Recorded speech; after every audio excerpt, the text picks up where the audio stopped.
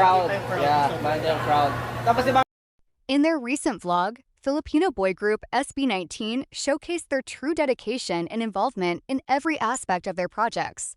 From camera direction and stage blocking, to developing creative concepts, choreography, vocal coaching, and wardrobe styling, SB19 proves that they are deeply invested in their artistry.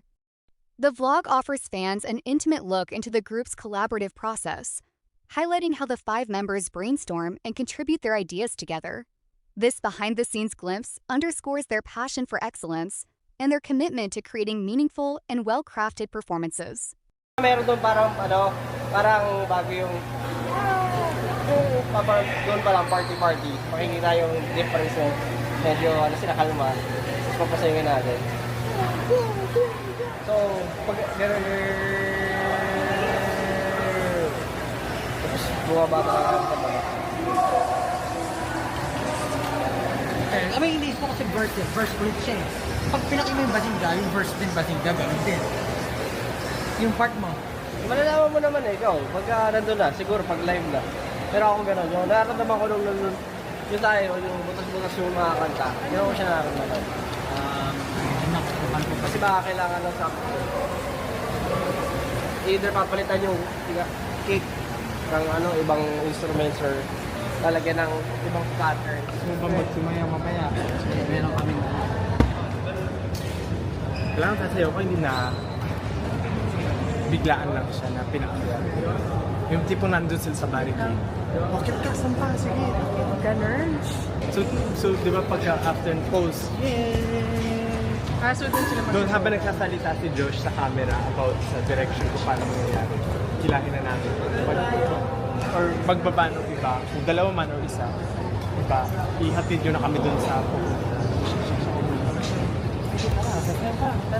Tapos para doon sa up vibe na tumabega dyan, parang bumaganda na lumakad ka bumabalik. Opening? Ito ba opening? Kaya.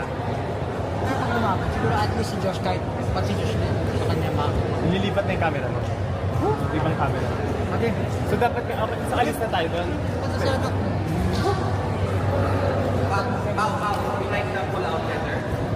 I mean, maganda lang po na continuous, tapos biglang kakanta si Josh Kali.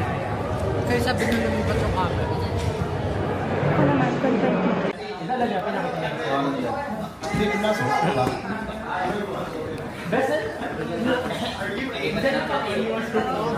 Pero sabi nyo, meron ba daw siya? Send mo yung mga picture. Pwede natin. Pagka ano? Pwedeng... Send mo yung mga picture Actually, hindi ko ganito. So, pag bumagsak kasi, naturally gagawin din siya. Lang sa mga picture.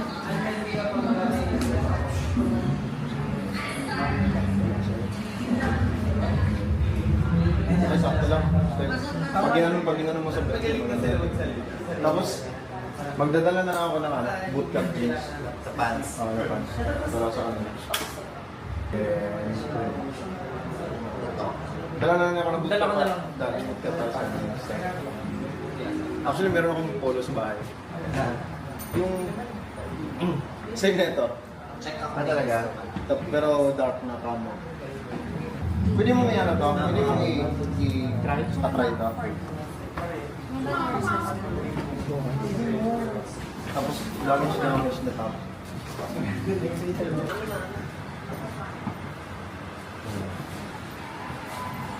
Tapos, top.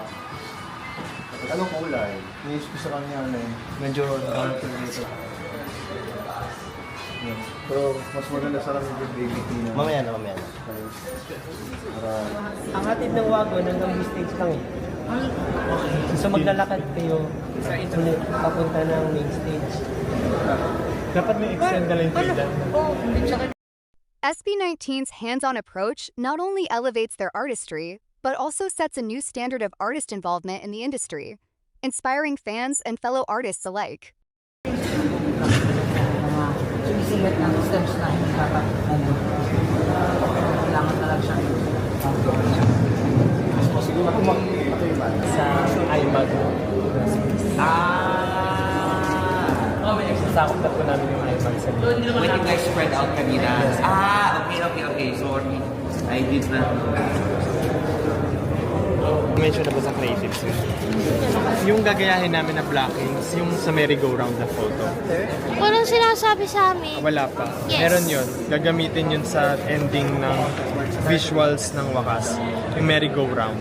Oh, si Miko na yung nag-ano. Go to the bus. Pero i-check ko. Ayun si IC. Bibidyo naman ako.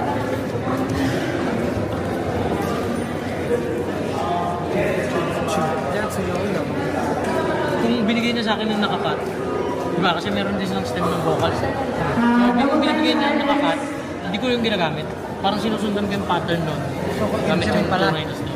Kailangan ko rin i-check yun after natin mag-video. Hindi, nandun naman sa stem. Pinapasa na rin